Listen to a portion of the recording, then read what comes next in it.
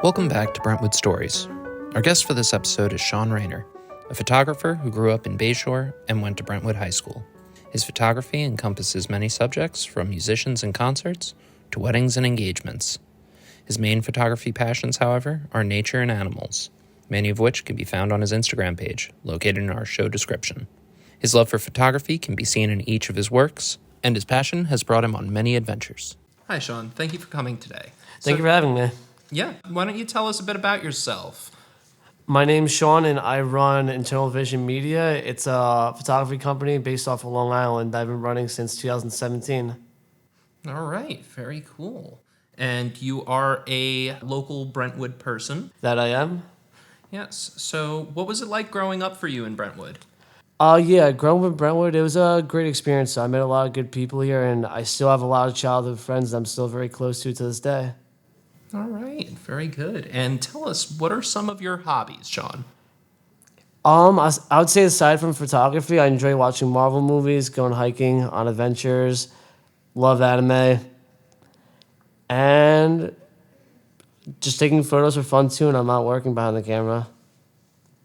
Okay. So is like a dream photography opportunity for you would be like to shoot on a Marvel movie set or something? That would be amazing. So other than like a Marvel movie, how would you describe your dream project? I would say if I ever would have a dream project that involved photography, I would love to maybe one day, if possible, maybe work at National Geographic and take photos of animals. That'd be nice. That would be a dream of mine, to be honest with you. Okay. And what's a goal you have maybe coming up, or a big project you think you have coming up? I know I'm actually going to be taking photos of the Lamb of God at Coney Island this Friday. Oh, with nice. Kill Switch Engage, so I'm really happy for that one. I'm currently working with the Sound Alive Media Company, so they hooked me up with a press pass, and I'm going to take some photos for them. Very nice. Okay. And what was it that moved you towards photography as a passion or a career? It actually started back in 2015 when I got into hiking, exploring all over the island, and I would just start with taking photos on my iPhone. And then my older sister, she got a camera, and I started toying around with her camera, and then little by little got more interested into it until eventually I saved up enough and got my own first camera. I found myself becoming more passionate about it, and everyone around me has been nothing but very loving and supportive of my work, and it kind of just grew from there. So what are some of your photography specialties? Photography specialties, I would say mostly what I do right now is weddings, concerts, promotional photos for local businesses or bands. It's all over the spectrum pretty much. So you said you had a photography business. So what made you start that business? It wasn't intended to be a business at all. It just started by me working with more and more people little by little and getting my name out there, and more people liking what I was putting out and coming to me wanting work, you know? Mm-hmm. So it wasn't really planned. It kind of just happened, to be honest. Okay, so you got your name out there. How did you do that? Well, first I got it by, I had a mentor figure, Michael Marr. He shoots a lot of music videos and photographs. So I work a lot on his music video sets. And little by little, I'd have more content to put out there. But then also I would meet the people on his set, such as the artists or the actors or actresses on his sets for the music videos. And, little by little, some of them reach out and go, hey, your guy does amazing video work. Do you do photo work on the side, aside from being his behind-the-scenes guy? And it just started out from there. And little by little, started working with more people on the island. So you worked on a video set. How does that translate to photography? It kind of gives you an idea of what lighting should look like in composition, So it really helped put in perspective how things should be framed. Although it's video, still technically the same formula applies to taking photos. It's video, but only still. Okay. So with your photography, what are some of the types of equipment that you use? As of right now, I use a Sony a7 III, and then I have a 50mm lens, f-stop 1.8, 35mm 1.8, and then 85mm 1.8. Well, those are certainly a lot of words. Yeah. Can you explain more in depth as to what these types of things are and what the different parts of, I guess, a camera are? It's a lot to get into, but to simplify it though, basically you have different lens sizes. So like, the lower you go down the numbers, the wider the lens is going to be. Okay. The wider the frame shot's going to be. The more higher the number, the more zoomed in you are. So let's say, for example, like if you're doing nature photos and you want to take a photo of a fox, you want to have between perfect spot 300 millimeter or 500 millimeter because you don't get too close to it. Or if you're shooting a concert, you want to get a really wide shot. Also, while being very close to the stage and also give it kind of a fisheye view, you want a lower number, like a 14 millimeter or 20 millimeter or 35 millimeter. Okay. So say someone's trying to get started out in photography. Where would you recommend they get started equipment-wise? I would say if you're going to get into it, get the very basic beginner. Make sure before you dive into it, because a lot of people get twisted. They think that if they just start out, they should buy all this expensive equipment. I feel like you should start with the bare basics first. Get a feel for it, work your way around the equipment, all limitations. And if you find that you're really passionate about it, then go full send and get whatever equipment you want. Okay. And what would you consider a very basic equipment start? I think a perfect one for a lot of people would either be a Sony a6000. That's a great mirrorless starter, very affordable. Or the Canon T Rebel series. That's personally what I started out with. Oh, okay. So when you're buying the equipment, right, you're saying the lens, like, does brand matter, or is there certain specifics or criteria you look for when like deciding on a lens? Sometimes brands can matter a little bit, but in that factor, it's mostly just price range, you know. But sometimes quality too. Like you could have a third-party lens make basically the same one you're looking for, but specific to your brand.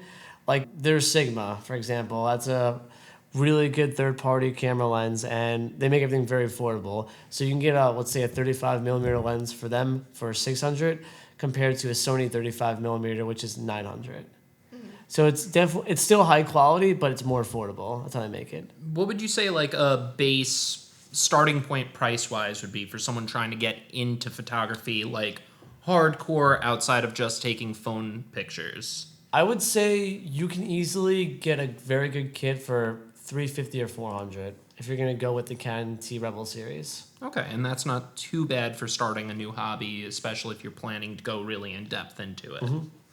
Before the camera, would you suggest getting or starting photography with your iPhone? So like I went to school for broadcasting and we did a lot of video work, and my teachers always said the cameras are so good now on your iPhone, might as well just shoot on that. Do you share the same philosophy, or? At the end of the day, I had a conversation about this on the last podcast I was on. It's funny. I think that a camera's a camera. It's still a tool. I feel like starting off with a phone, there's nothing wrong with that. But sometimes there's certain things that an actual camera can do that iPhone just can't emulate yet.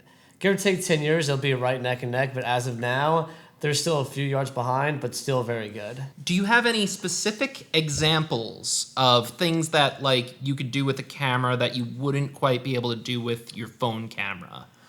As of 4 years ago, I would say definitely. As of now, they're catching up very quick. They can do focus now on you. They can emulate that. Like if I'm focused on you and the background's blurred out, they can do that on phones now, which is mind-blowing itself. You can adjust your aperture, your shutter speed, all that on your phones now, especially the Galaxies. But there's certain things that a camera can do that a phone can't do, you know? Just quality-wise and being able to do certain specs with it, adjustments, and so on, so on. There's always so much you can emulate right now on a phone. Yeah, and I mean, also clearly just the quality speaks for itself from high-powered camera compared to your phone. But I'd assume, yeah, getting into it would probably be more with the software than anything in a lot of cases, too. Would you say that's true? For sure. And I'm not going to take that away from iPhones because iPhones are still catching up. They are. Like phone cameras are coming a long way, and I've seen people shoot amazing things with that. Because again, at the end of the day, it's just another tool. Okay. And besides your hardware, what about your software? What kind of software do you tend to use, and what could you consider recommending to other photographers out there? Personally, I just use Photoshop. A lot of people like to use Lightroom too. Personally, I like using Photoshop. It's the same thing. You pay $10 a month. It's a bundle deal. I just feel like with Photoshop, you have a lot more in depth. It seems a lot more complex. I feel like that's why more people lean towards Lightroom. But I feel like once you get a handle of Photoshop itself, as confusing as it looks, I think it's more of a valuable tool with production. Okay. Now, I'm a person who, instead of Photoshop, I tend to use a free third-party software called GIMP. Have you ever used any like outside ones that you could possibly recommend as maybe a free tool to start out as? To be honest with you, I have not, but there's no real rules to this stuff, you know? So if you found a third-party app like GIMP, if it works for your photos and you're happy with it, that's all that really matters, you know? Okay. So did you teach yourself Photoshop, or did you take a class, or how did you start using Photoshop?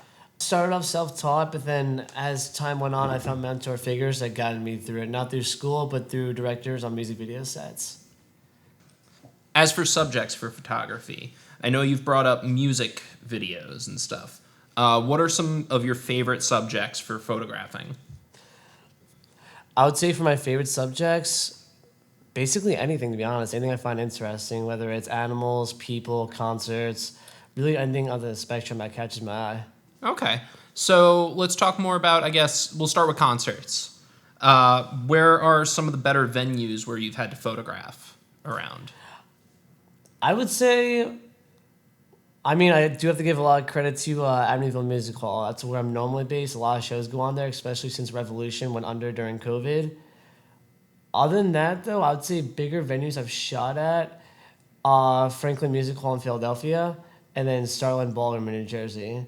Those are all really fun, big venues I do enjoy shooting at. Okay. And for animals and such, we've seen some of your photos we'll talk about in a little bit, but when photographing like animals, is there anything in specific that you try to do? For photographing animals, I would say finding a spot on the island where I think that what I'm looking for might be there. Like, for example, there's a photo of an owl on my Instagram page that I shot. That took me about 3 weeks of trying, I would say. There's a nature preserve I found on the island a guy tipped me off to, and he said if I was looking for an owl, I could find one there. So for about 3 weeks, I was walking around the woods. Funny enough, you know, I'm following what I think that I hear is an owl during sunset. Turns out it was a mourning dove. Apparently mourning doves sound like owls. Okay. So I stopped following that sound, but then as the third week approached, I was walking through the woods during sunset, and I heard an owl hooting, and I followed it. I looked up. All I see is a great horned owl, little chubby guy, and I was really ecstatic and excited. So I put on my zoom lens, crouched down, looked up the tree, and snapped those shots. Yeah. So you said one of your other hobbies was hiking. Yeah. So I guess this really comes into it with, like, especially trying to find animals. You could be out there for days and hours looking for stuff. Essentially, real life Pokemon. Yeah. You said you were looking for an owl, right? So do you go with a specific animal in mind? Like, I know my aunt is actually a nature photographer, but she only does animals because she's, like, into that or whatever. That's cool. But she goes, like, specifically looking for one animal, but then she'll just shoot everything she sees. Do you have a similar approach, or do you just do it differently? I'll try to look for one specific animal, but if anything else happens along the way that catches my eye, that's really cool too. Okay. Where are some of your favorite places to photograph around Brentwood and around the island? I would say for starters in Brentwood, number one around this area in particular would definitely have to be Pilgrim State Psychiatric Center, the abandoned mental hospital. I feel like there's a lot of history behind that place, and also just the eerie sketchiness of it makes for great photos. Yeah, we talked about it previously on our Halloween podcast. They did now. That and Camp Hero. That's cool. Yeah. So what about around Long Island? What are some other places that have really caught your eye around here? I would say a lot of nature preserves out on the North Shore, around like Kings Park area or more out east towards Montauk. A lot of those spots really caught my eye, especially Sands Point too if you're going more out west in the island. Essentially, I feel like the North Shore has a lot of spots you can go to and take photos at. Okay. So we talked a little bit about like this kind of software and hardware like a photographer just starting out could use, but what advice would you give someone who doesn't know what they're doing? You talked a lot about a mentor. Maybe how did you get a mentor, and how would someone else go about getting one? I would say just figure yourself out, figure out your style, figure out what you like, and maybe you'll come across someone after reaching out to the community and they'll take you under the wing and teach you. I feel like the one most important thing a lot of young photographers should know when they first start out, Most important thing is do not get discouraged and do not compare yourself to other artists. I feel like a lot of people nowadays, when it comes to photography in particular, they get very discouraged because, they'll see other photographers on Instagram with like thousands of followers and thousands of likes, but it's not the real point of it, If that happens along the way, that's cool and all, but like you have to be very passionate about the art, and if that happens, then that will follow.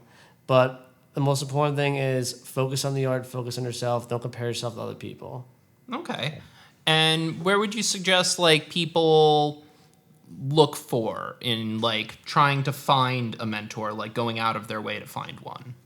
I would say just get involved in your community, get to know other photographers, other videographers, and you might just vibe with one of them who is a few tiers above you experience-wise, and if you're very cool with them, they'll show you the ropes. Yeah, maybe at your local library. That's also possible. So another question I had is, we're talking more about like your art, right? But you said you also do, I guess, more job-related photography things, like you shoot weddings, stuff like that. Do you still feel like you're shooting art when you do something like that? Yes, 110%, because at the end of the day, for example, if it's a wedding, that's a photo they're going to share, with their kids or their grandkids. So I feel like that is art still in a sense. Yeah, generational art of, your family, and that goes into genealogy and keeping records of your life. Exactly. And a record of your life is art of your life. Yeah. I think one of my favorite things, like growing up, we would watch my parents' wedding video and then like make fun of all our relatives in it. So like videography, photos, they're important. Very 100%. much. Photography is important to preserving history. So let's move on to talking about some of your specific work. All right, so I'm going to pull these up. All right, so in talking about history, photographing some abandoned places and things like that, has there been anywhere that you've photographed that no longer exists? Yes, as of recently, there was a abandoned ski resort I went to when I first started photography back in 2017, and they actually tore it down recently. I was really devastated about that because I was trying to go back about last summer. Then I heard the news online that Grossinger's Resort up in Liberty, New York, that got torn down. So I was pretty bummed out about that one. Yes, but you do have the photos to look back on now. Yeah. So in a way, that preserves history. Right here, we have a photo of yours of Camp Hero, which we've talked about on our previous podcast. Why don't you talk about some of the history of Camp Hero in your own words of like what you looked for in shooting around there? Well, actually, when I took that shot, I actually got in trouble because there was a do not enter sign in the fence, and I wanted to get close enough to get that shot, So I walked through the fence, and I snapped the shot. I looked to my right of me. There's a police officer walking my way who caught already another person. I looked at him, and he's like, "What are you doing here? Do you know you're not supposed to be here?" And I was like, "Officer, yes. I just really wanted a photo of that building. I was not trying to go in. Just wanted a photo of the outside. Just want to get close a little bit more enough." And he's like, "All right, just get out of here." So that was a fun experience, but got a good photo out of it. As far as history goes, I know that the show Stranger Things is actually based off this place. Yes, we also talked about that in our previous episode. Ooh, conspiracy episodes. Yeah? So the photographing question that we're talking about is the radar tower. Do you know anything about the specific history of the radar tower? I've heard legends online about how they used to run experiments on kids in the 1980s, how some kids would go missing, and apparently they were trying to like mind control there or time travel and stuff like that. Yes. I believe the actual history of the radar tower, though, was that it was to look out for oncoming missiles. Yeah, so before like they had the fancy satellites that they have now, they used the radar to warn citizens of incoming missiles from the Soviet Union. Really? Yeah. Also, there was a point where it started randomly moving. Yeah, and there was a lot of reports that people would say when the radar was in use that like people like felt weird and animals would like abandon the woods around it. So something with the fields that it was given off, but you picked a beautiful piece of history to photograph. Thank you. All right, let's move on to the next one. All right. So here you have an image of Long Island City. And It's a beautiful shot, which Thank you. we're going to have alongside the podcast. We're going to have a list of these pictures that we're discussing right now. So why don't you tell us a little bit about this photo? So I took this photo, I believe, again, 2017. I remember being wintertime when I took this one, but I drove to Long Island City with my first camera. It's actually taken on with a 50 millimeter lens. And what caught my eye was just the reflection going off the skyscrapers.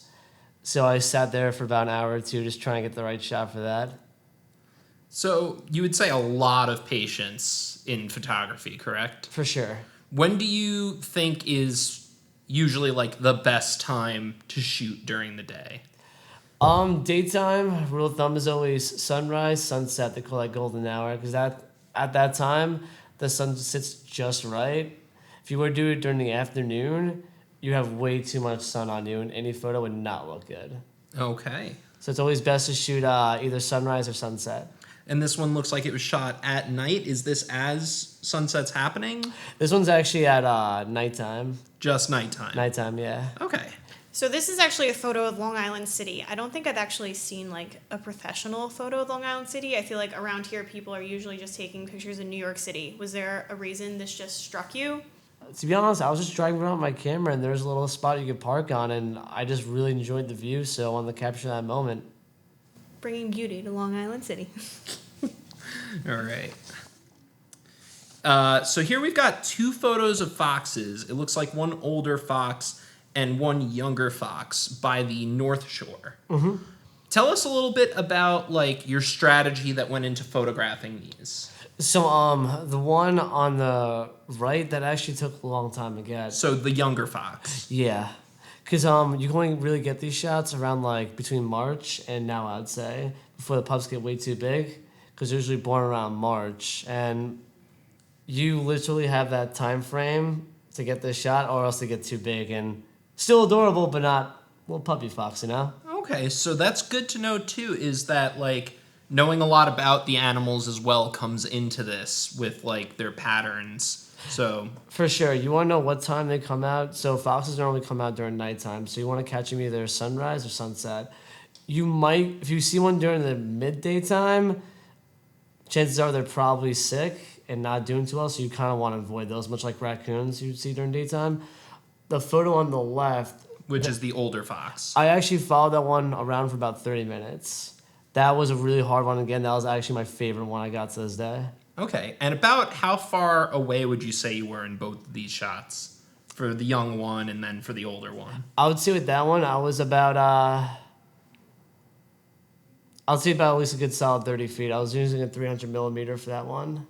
Okay, so again, something that you can't replicate as well with a phone would be that good zoom. Oh, 100%. So, the next photo we have is from a dam upstate.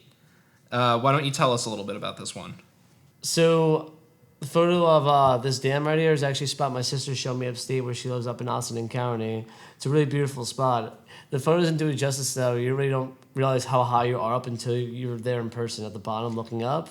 Yeah, I mean, judging from this, like, that bridge, about how far across would you say that bridge is? I would say easily about a good 100 feet. But I know the bridge is really tall. And actually, the cars actually drive on that bridge, believe it or not. Yeah, it's a wonder to see it like this, too. For sure. But very nice. And then tell us a little bit more about the second portion. So it's actually on the opposite side of the waterfall. So that's coming down the stream. This is going down the opposite end.